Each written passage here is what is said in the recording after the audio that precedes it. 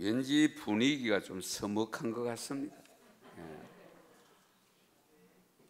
옆에 분하고 인사부터 먼저 좀 하십시다.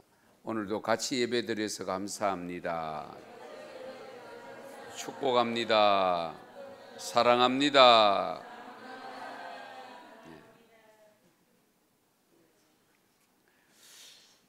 오늘은 철학적인 질문으로 말씀을 시작하겠습니다. 인생이 무엇입니까? 여러분은 지금 무엇을 위하여 살고 있습니까? 누구를 위하여 살고 있습니까? 여러분이 지금 하고 있는 일들은 어떤 마음을 갖고 감당하고 있습니까? 혹시 하나님이 자신에게 주신 사명이 무엇인지를 알고는 계십니까? 하나님이 세상을 창조하실 때 5일 동안 창조해놓고 마지막 날 사람을 창조하셨습니다. 그 사람을 무작정 창조하신 것이 아닙니다. 오늘 읽은 본문 내용 속에는 사람을 창조하실 때 창조하신 근본적인 목적, 그것은 우리의 입장에서 보면 사명입니다. 그 사명을 분명히 밝히고 있습니다. 오늘 26절을 보시면 우리의 형상 곧 우리의 모양대로 우리가 사람을 만들고 그들로 바다의 물고기와 하늘의 새와 가축과 온 땅에 기는 모든 것을 다스리게 하자 하시고, 이와 같은 의도대로 창조하신 후에 아담과 하와에게 직접적으로 일러주신 말씀이 28절입니다. 생육하고 번성하고 땅에 충만하고 땅을 정복해라. 바다의 물고기와 하늘의 새와 땅에 움직이는 모든 생물을 다스리라. 하나님이 창조 직전에 인간을 만드실 목적을 이야기하셨고, 그리고 창조하시고 난 다음에는 직접적으로 그 두 사람에게 목적을 일러줍니다. 일종의 사명입니다.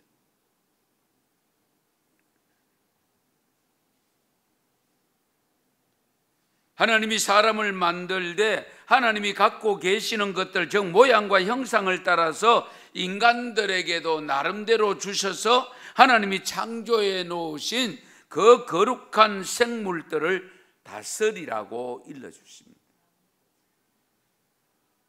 두 번이나 반복해서 사용한 다스리게 하자라는 이것이 원어적으로 보면 주권을 잡다, 지배하다, 세력을 떨치다, 통치하다, 이런 뜻을 가지고 있습니다. 다스린다는 것이. 하나님이 인간을 만드실 때 다른 피조물을 주관할 수 있는 권리와 능력을 하나님께로부터 부여받은 고등한 존재로서 다른 피조물들에게 통치권을 행사할 수 있도록 허락하셨다 하는 점입니다. 그래서 우리 인간은 모든 생명들을 다스리는 자가 되어야 되지 그들에게 지배를 받으면 안 됩니다. 가끔 우리가 그런 표현을 씁니다. 사람은 환경의 지배를 받는다. 맞는 것 같으나 하나님의 말씀에 비추어 보면 잘못된 겁니다. 우리는 환경을 지배해야 되지 환경이 나를 지배하도록 하면 안 됩니다. 우리는 환경을 다스려야 됩니다. 관리해야 됩니다. 그 관리해야 될 그 환경에 내가 지배를 받아서 어쩔 줄 몰라 하면 곤란합니다.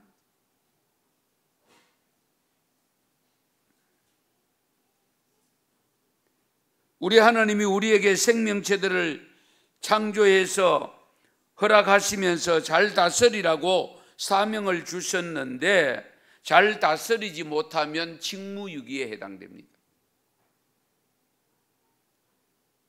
그러면 인간에게 주신 사명이 이것밖에 없는가? 아닙니다. 성경을 찾아보면 우리 인간을 창조하실 때의 목적이, 사명이 또 있습니다.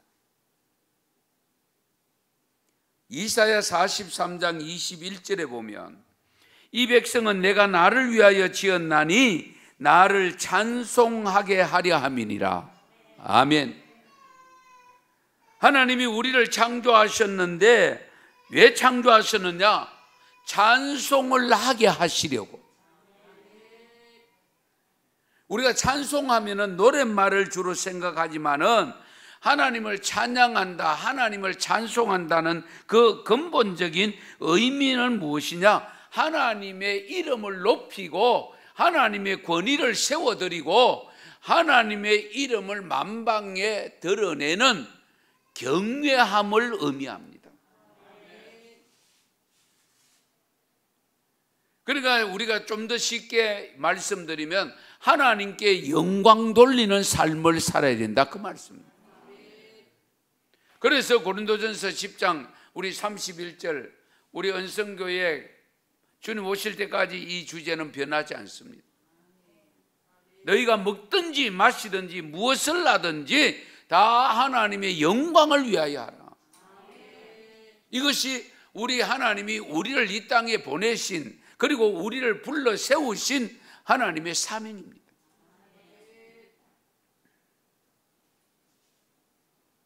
그런데 우리는 지금 하나님의 이름을 찬양하기보다는 하나님의 이름이 짓밟히게 만드는 경우가 더 많지 않습니까?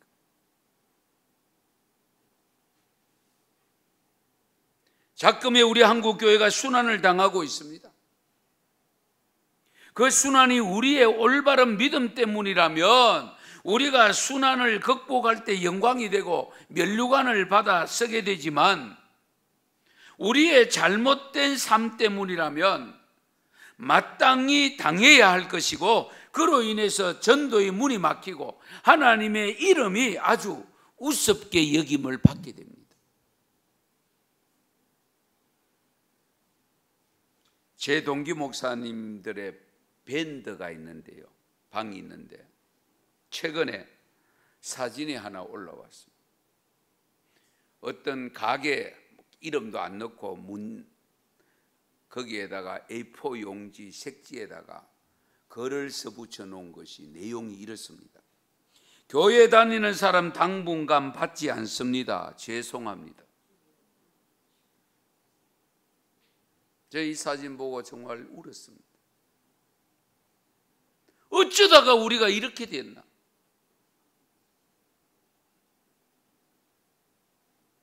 무지한 백성들에게 이런 모습의 교회가 되어 간다면 우리에게도 일말의 책임이 있지 않습니까?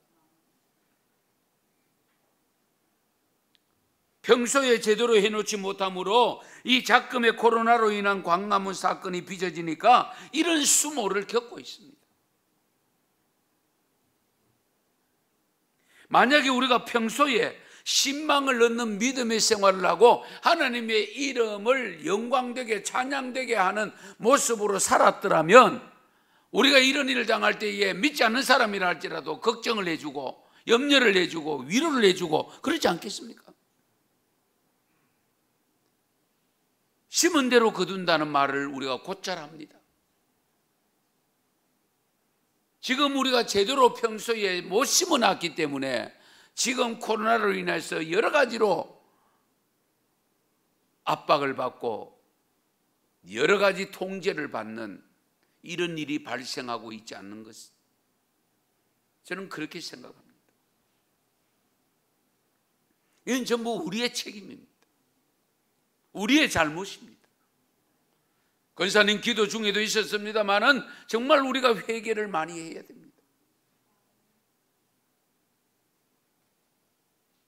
우리를 통해 찬송받으시기 위해서 창조하시고 불러주셨는데 그 사명을 감당하지 못했으니까 지금부터라도 우리는 하나님의 이름을 높이며 영광 돌리는 사명을 잘 감당할 수 있기를 바랍니다. 이것은 우리에게 주어진 사명입니다. 이 사명에 생명 걸어야 됩니다. 우리에게 중요한 사명이 하나 더 있습니다. 하나님이 창조해 놓으신 생명을 살리는 일입니다. 생명을 살리는 일이 우리의 사명입니다. 우리가 가진 직업 또는 사역들이 각기 다르다 할지라도 그 모든 것을 통해서 궁극적인 목적은 생명을 세우고 생명을 살리는 데 있습니다. 의사분들만 생명 살리는 게 아닙니다. 우리 말 한마디에 생명을 죽이는 경우가 얼마나 많은데. 하나님이 인간을 창조하신 목적인 그 모든 생명체들을 잘 다스리라고 했습니다. 그 잘 다스림 속에 포함되는 내용이 뭐냐? 그 생명을 유지하고 보존하는 책임이 주어진 겁니다.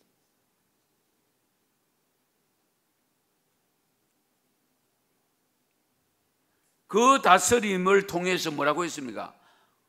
땅에 충만해라, 번성해라.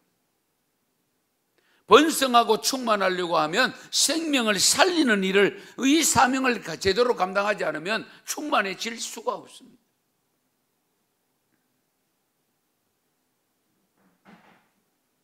특히 그 생명은 단순한 육의 생명이라기보다는 영의 생명입니다.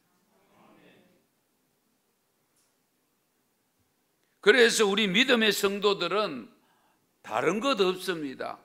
정말로 주위에 죽어가는 영혼들, 그 영혼 살리는 일이라면 최선을 다해서 감당해야 될 뿐만 아니라 발벗고 나서야 됩니다. 해도 되고 안 해도 되는 성질의 것이 아닙니다.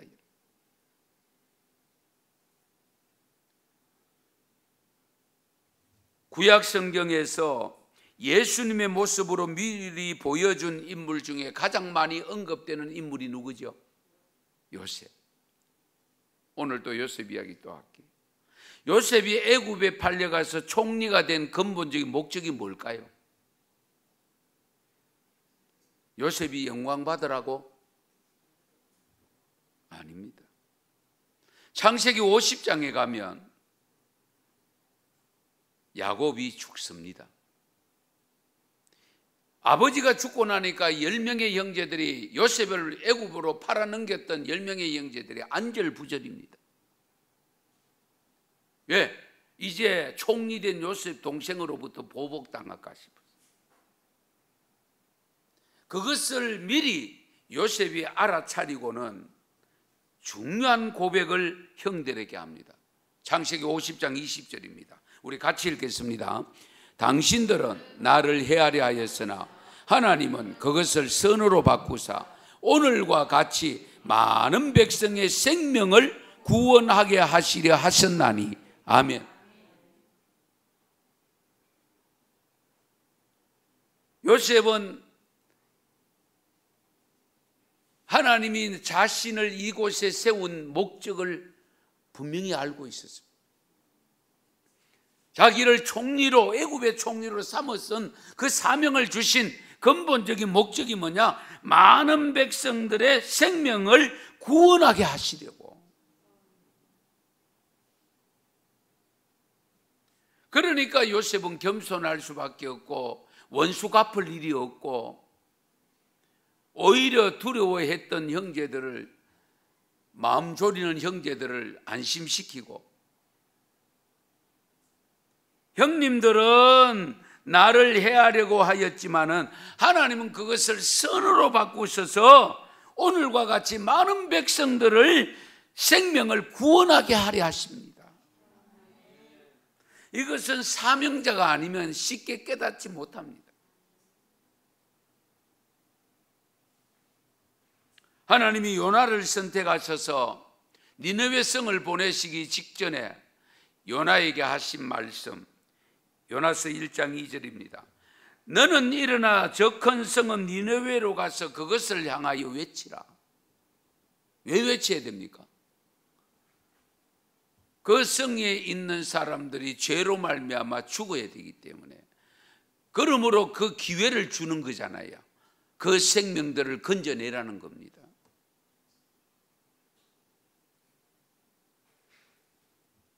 우리 예수님이 세상에 오신 목적이 뭡니까?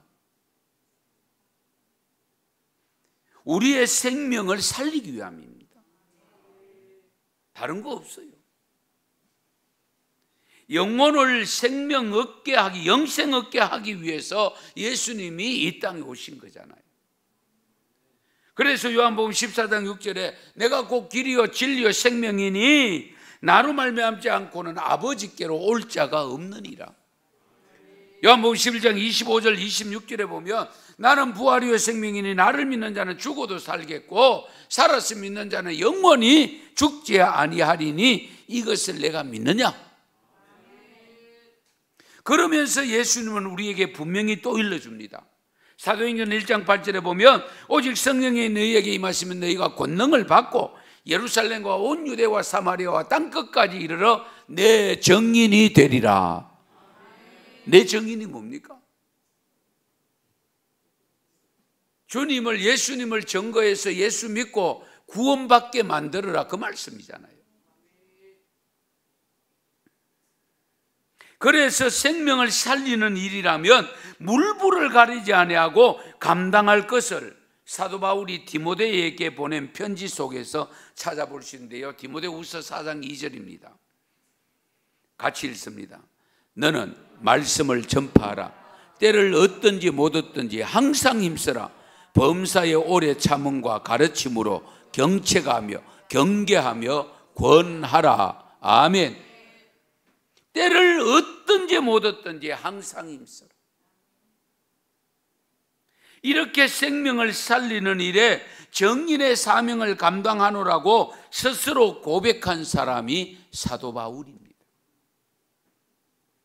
사도행전 20장 23절 24절 잘 아는 말씀인데요. 또 같이 읽겠습니다. 오직 성령이 각 성에서 내게 증언하여 결박과 환난이 나를 기다린다 하시나 내가 달려갈 길과 주 예수께 받은 사명 곧 하나님의 은혜의 복음을 증언하는 일을 마치려 하면은 나의 생명을 조금도 귀한 것으로 여기지 아니하노라. 아멘. 예수께 받은 사명 곧 하나님의 은혜의 복음을 증언하는 일을 마치려 하면은 나의 생명을 조금도 귀한 것으로 여기지 않는다. 만약에 사명을 감당하지 않으면 어떻게 되느냐? 내게 화가 있을 것이라고 고린도전서 9장 16절 17절에 고백합니다.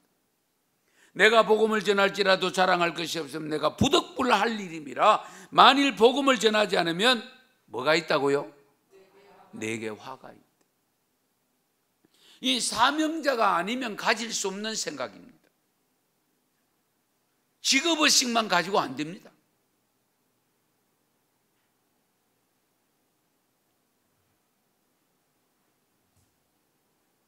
내가 만일 복음을 전하지 않으면 내게 화가 있을 것이로다. 내가 내 자의로 이것을 행하면 상을 얻으려니와 내가 자의로 아니한다 할지라도 나는 무엇을 받았다고요? 사명을 받았노라. 할렐루야.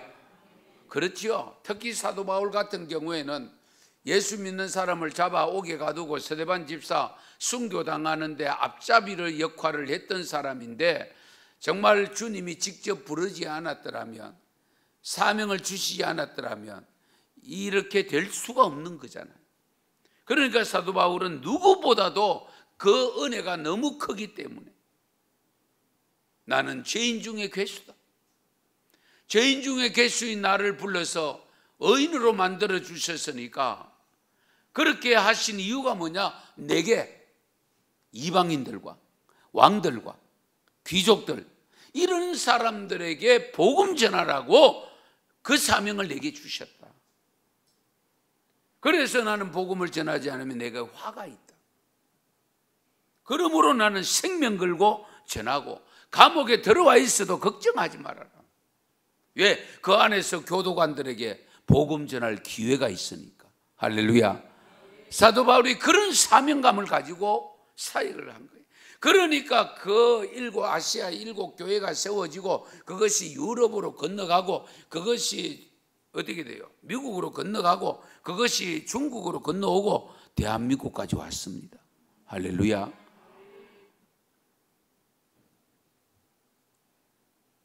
이와 같이 하나님이 맡겨진 사명을 보다 더 잘 감당하기 위해서 하나님은 우리 각자에게 무엇을 주셨느냐? 오늘 마태복음 25장에 보면 각자에게 달란트를 주셨다고 했습니다. 달란트는 일종의 재능이라고 표현합니다만은 다양하게 생각할 수 있습니다. 각기 다른 재능, 사역, 직분, 직업 통틀어서 말씀할 수 있습니다. 그런데 받은 양은 각기 또 다릅니다. 5달란트 받은 사람, 2달란트 받은 사람, 1달란트 받은 사람 각기 다릅니다. 그런데 문제는 이와 같은 사명을 맡겨주신 주인께서 반드시 계산을 한다는 사실입니다. 이거 우리가 놓치면 안 됩니다. 대충 하면 안 됩니다. 반드시 계산을 한다. 그 계산할 때에 무엇을 원하시느냐를 오늘 우리 너무 잘 알고 있잖아요. 얼마 남겨라 소리 안 하지 않았습니다. 그냥 맡겨놓고 간 거예요. 주인이 종들에게 맡길 때는 이유가 있을 거잖아요. 그냥 이거 우리 보고 쓰라고 주는 것 같다, 그렇게 생각하고 다 써버릴 수도 있습니다. 그런데 성경에 다 써버린 사람은 없습니다. 그런데 어떤 사람은 우리 주인은 저 가니까 내가 요 그대로 손에 끼치면 안 되겠다, 본전이라도 드려야 되겠다, 그래가지고 땅에 묻어뒀다가 갖고 온 사람이 있습니다. 그런데 5달란트, 2달란트 받은 사람은 나가서 열심으로 사역을 해서 갑절로 남겨놨습니다.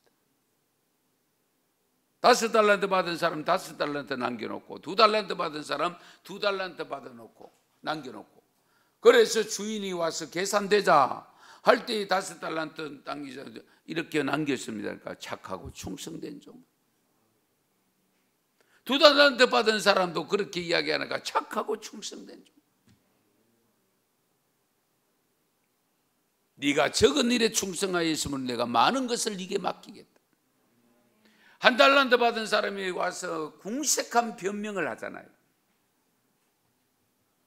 그거 내놔라.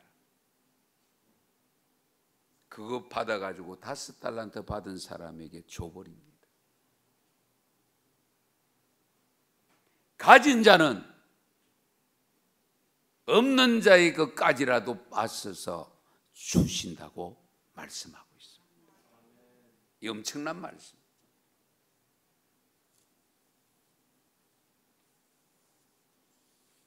하찮은 직업을 통하여 주어진 일을 할 때도 아무렇게나 해서는 안 되는데, 하물며 하나님께서 맡겨주신 사명으로 일하는 것은 남달라야 됩니다.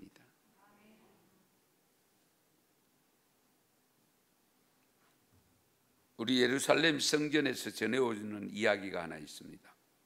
성전에서 제사 드릴 때 진설병 있죠.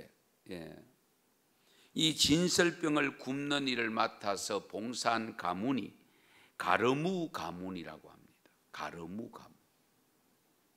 그런데 절대로 그 기술을 남에게 가르쳐 준 적이 없답니다.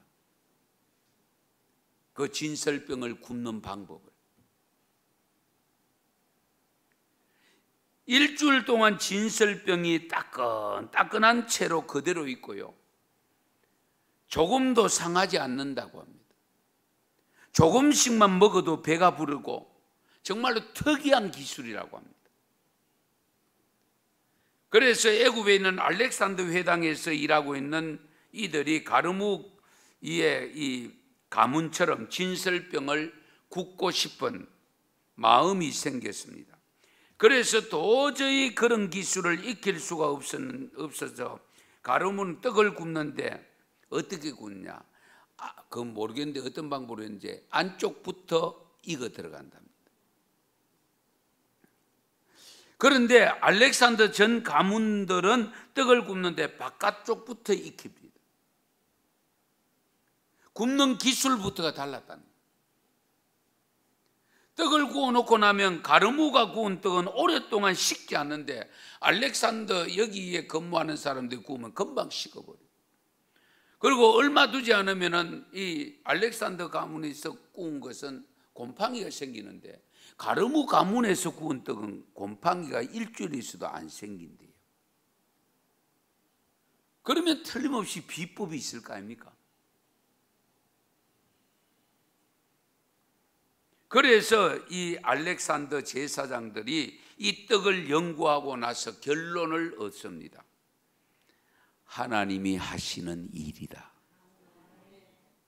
하나님이 하시는 일.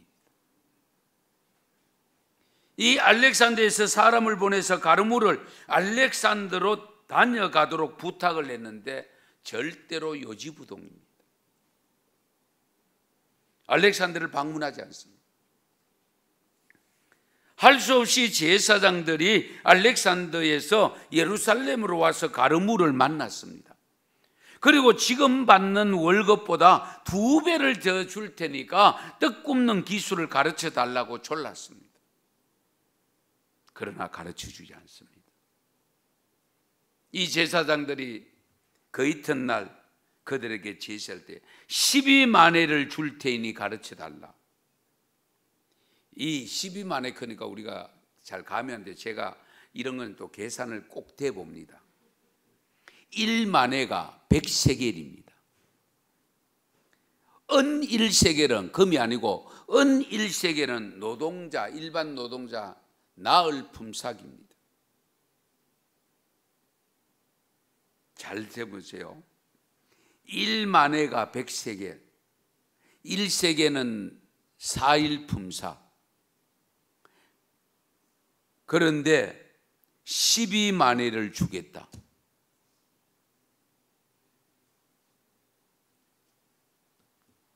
지금 제가요, 일반 근로자들 하루 8시간 일당 7만 원 잡아서 계산을 해보니까 약 3억이 나옵니다.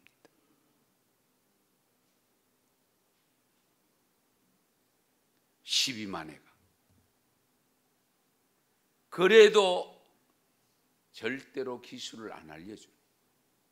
그러니까 이 알렉산더에서 온 제사장들이 어떻게든지 이 기술을 좀 배워가야 되는데 그 이튿날 24마네 줄게, 6억 원으로 바뀝니다. 또 그 이튿날은 또 배로 또 뜁니다. 48마네로.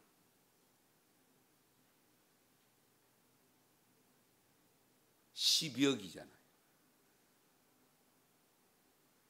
그런데 이 가르무는 그 기술을 도저히 알려줄 수 없다고 거절을 합니다.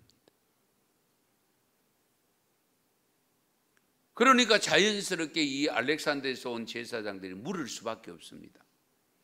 당신은 왜 그 기술을 다른 사람에게 가르쳐 주지 않습니까? 그 이유가 뭐냐? 그때의 가르무가 이렇게 대답하였답니다. 우리 조상은 잘 알고 있습니다. 성전이 곧 무너지고 말 것입니다. 그러면 진설병을 구울 필요가 없어질 것입니다. 만약 그 기술을 다른 사람에게 가르쳐 주면 성전에서 하나님의 영광을 위하여 사용하지 않고 우상을 섬기는 데 사용될 것이기 때문입니다. 아멘 좀 하소. 한번 생각해 보세요. 제 같아도 벌써 팔았습니다. 12억 준다는데 1200만 원도 아니고 120만 원도 아니고. 분명히 성전이 망한다. 그러면 떡 깁는 기술이 어디로 가느냐? 우상을 섬기는 이방신을 섬기는 사람들의 제단에 팔려가서 그 떡을 구울 테니까 우상에게 드려질 테니까 그래서 자기 기술을 못 팔겠다. 그 후의 이야기가 더 은혜로스러운데요. 결국 성전이 이 가르무가 이야기하듯이 무너졌답니다. 가르무는 굶고 있었습니다. 왜? 이제 떡 꿀 일이 없잖아요. 그러니까 수당을 받을 일이 없잖아요. 그러니까 굶을 수밖에 없는 겁니다. 이방 제사장들은 엄청난 돈까지 이제 가르쳐 주면서 했는데 수없이 떠나들면서 유혹을 했지만은 소용이 없습니다. 굶어 죽어도 안 파는 거예요, 기술을. 그래서 이 이스라엘 제사장들은 이방의 알렉산더에 온 제사장들이 워낙 들락날락하니까 저 틀림없이 가르무가 그 기술을 저들에게 팔아먹을 것이다, 먹었을 것이다 라고 생각하고 살금살금 동태를 살폈는데 기술을 아직 안 팔고 있는 것을 발견하게 됩니다.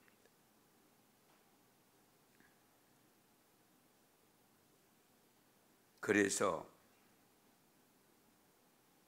이 가르무가 그 기술을 팔지 않았음을 알고 제사장들이 회의를 했습니다. 이런 결정을 내렸답니다.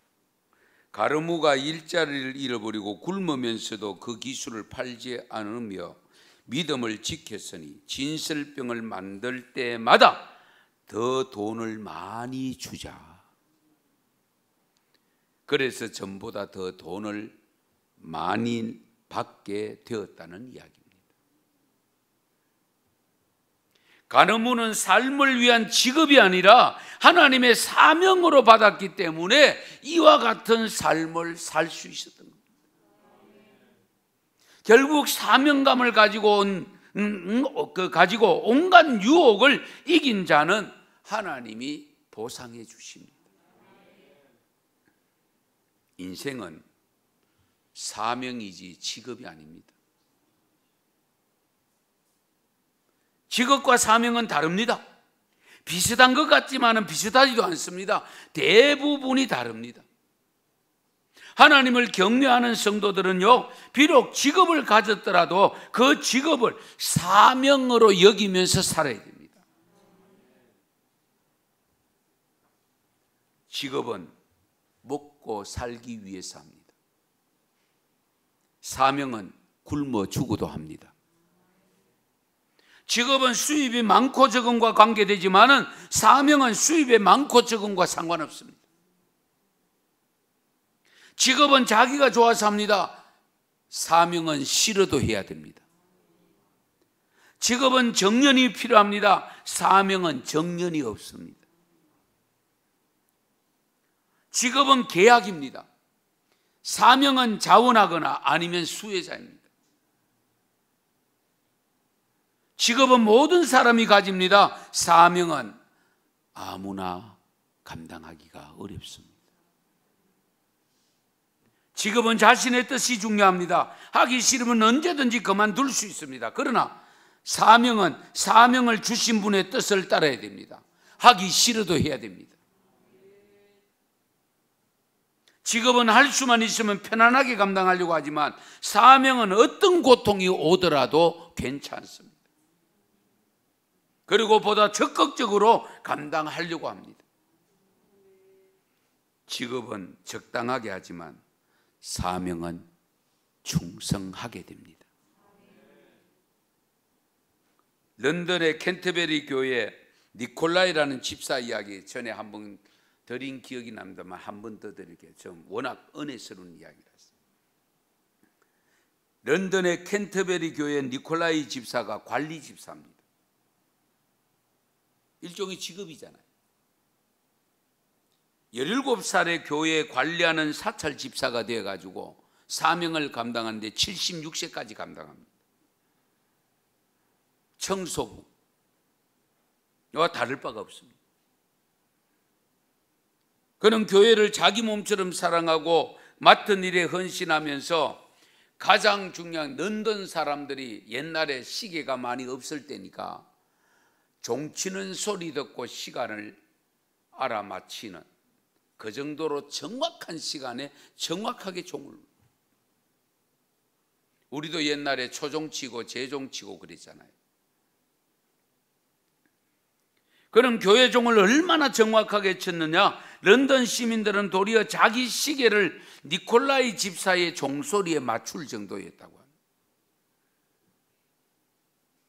그렇게 교회 열심으로 하면서 키운 두 아들이 캠브리지와 옥스퍼드의 교수가 됩니다. 그러면 두 아들이 교수가 유명대 교수쯤 되면 아버지를 그 교회 관리 집사로 계속 두고 싶어 하겠습니까? 그럼 불효자식이지. 그래서 어느 날 두 아들이 아버지 찾아가서 아버지 이제 일 그만하시죠. 그러나 이 아버지는 아니야, 나는 끝까지 이 일을 해야 돼. 76살까지 종을 치며 교회를 사랑하고 관리하는데 노환으로 세상을 떠나기 직전에 아버지가 편찮으다 소식을 듣고 가족들이 다 모였습니다. 임종을 보려고 모였던 겁니다. 그런데 종칠 시간이 다가오자 아버지가 일어나 옷을 주섬주섬 입고 종치러 나갑니다. 결국 마지막 종치고 종 밑에서 세상을 떠납니다. 이게 직업입니까? 사명입니까? 이 이야기를 엘리자베스 여왕이 듣고 곧바로 보고를 받고 너무 감동을 받아서 영국 황실의 묘지를 내줍니다. 영국 황실의 묘지를. 그리고 그의 가족들을 귀족으로 대우해주고 상가와 시민들은 그날 하루 일을 하지 않고 죽음을 애도했다고 합니다. 심지어 유흥 음식점도 문을 열지 않고, 그래서 자연적으로 그가 죽은 날이 영국의 공휴일이 됩니다. 있을 수 있는 일입니까? 17살 때부터 부지런하고 성실하게 사람들에게 종을 쳤던 그가 죽은 날이 공휴일이 되었다. 이 엄청난 일입니다. 엘리자베스 여왕 시대에 수많은 성직자들이 죽었지만 황실에 묻힌 사람은 한 사람도 없대요. 그런데 단지 하찮게 보이는 예배당 종치기를 단순한 직업으로 여기지 않고 하나님께서 맡겨주신 사명으로 알고 충성스럽게 살아온 결과가 무엇입니까? 하나님께만 영광된 것이 아니고 본인에게도 영광되고 후손들에게도 영광이 되지 않았습니까? 왜요? 직업의식을 가지고 산 것이 아니라 사명으로 살았기 때문입니다. 사람이 하는 일에 하찮은 일은 없습니다. 우리 하나님은 사명자를 원하십니다.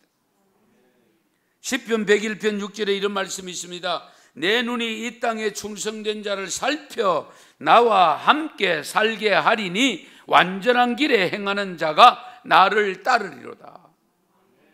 하나님은 충성된 자, 사명감을 갖고 일하는 사람을 보고 계신대요. 그렇다면 사랑하는 성도 여러분, 여러분 각자의 비전은 무엇입니까? 지금까지 살고 있는 삶에서 가지고 있는 일들을 직업의식으로 가지고 살고 있습니까? 사명감으로 살아오고 있습니까?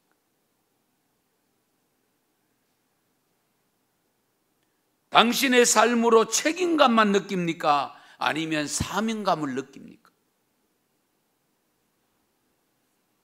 당신이 하는 일을 마지못해서 울며 겨자 먹기로 하고 있습니까? 자원하는 마음으로 사명감으로 하고 있습니까? 이 일 안 하면 밥 먹고 못 사나? 그런 생각은 사명감이 아닙니다. 직업의식으로 살면 불행합니다. 힘듭니다. 빨리 내려놓고 싶습니다. 하지만 사명감을 갖고 하면 끝까지 하려고 합니다. 힘들어도 하려고 합니다. 남에게 쉽게 줄 수 없습니다. 마지막 숨을 거둘 때까지 하고 싶어 합니다. 나의 사명을 통해서 하나님께는 영광이 되고 많은 사람들에게 복이 되기 때문입니다. 사도행전 16장에 보면 사도 바울과 실라가 갇혀있던 감옥의 간수는 직업이었습니다. 그래서 졸았습니다. 사도 바울은 사명이었습니다. 찬송 불렀습니다. 위대한 업적을 남긴 사람들의 공통점이 있는데요, 위대한 업적을 남긴 사람들의 공통점, 그것은 바로 자신이 하는 일을 직업으로 여기지 않고 사명으로 여긴 사람들입니다. 보다 많은 연봉보다 보다 높은 지위에 오르기 위해서 자신이 하는 일을 한 것이 아니고, 오히려 아무리 어렵고 아무리 보수가 적더라도 사명감을 가지고 그 자리를 지킨 사람이 위대한 사람이 됩니다. 최근에 신문에 게재된 의사 한 분이 있었습니다. 제가 유심히 봤는데요, 이달 말에 정년 퇴임하는 의과대학 교수님입니다. 한양대입니다. 위암 수술 건수가 3,000건이 넘는다고 합니다. 평생을 매일 아침 6시 반 출근해서 7시만 되면 회진을 돈답니다. 왜? 어려운 환우들에게 단 1분이라도 빨리 가서 돌봐드리기 위해서였다고 합니다.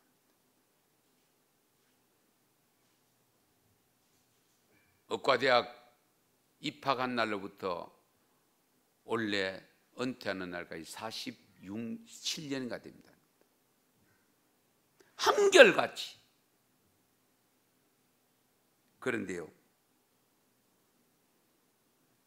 대한위암학회장도 했고 그 대학 병원장도 지낸 교수님인데, 대학 병원들의, 유수한 대학 병원들의 은퇴한다는 소식을 듣고 콜을 했는데 다 사양을 하고 강원도 양양군의 보건소장으로 가신답니다. 사명감이 아니면 할 수 없습니다. 내 위대한 예술로 돈 좀 더 벌 수 있는 기회, 명예를 더 얻을 수 있는 기회 다 내려놓고 강원도 거태백 양양군 보건소장, 그래서 신문에 기사화가 됐습니다.